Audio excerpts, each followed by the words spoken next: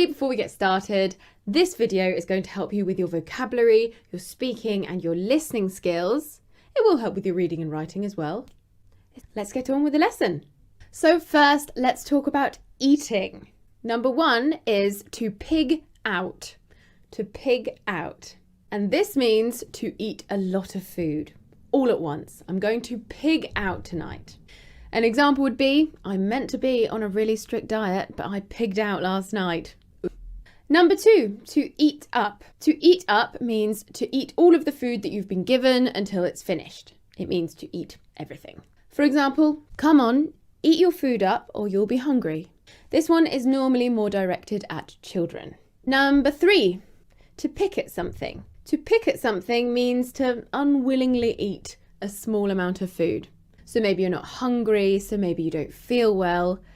It's often considered rude to pick at your food. For example, are you feeling all right? You've been picking at your food for ages. Number 4, to cut out. If you are cutting out a specific food or a food group, it means you are eliminating it from your diet. For example, sorry, no cake for me, I am cutting out sugar. Number 5 is very similar to cut back, but you're not eliminating foods, you are just reducing the amount of a specific food or food group that you're eating, or maybe you're just cutting back on food in general. And just a note with the prepositions, you usually cut back on something. For example, my doctor told me I need to cut back on fat.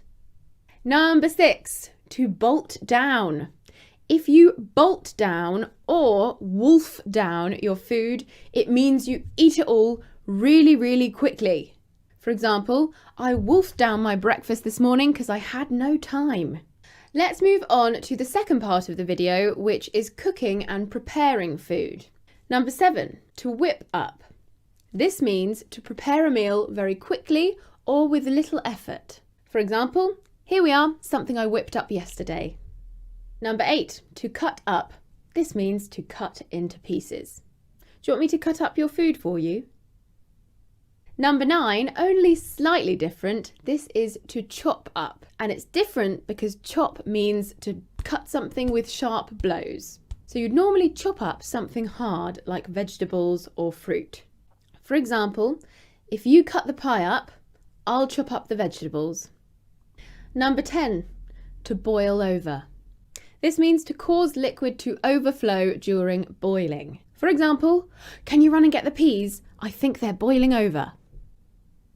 Number 11, to warm up. This just means to heat. For example, do you want me to warm up your dinner for you when you get home? And the last one, number 12, to fry up.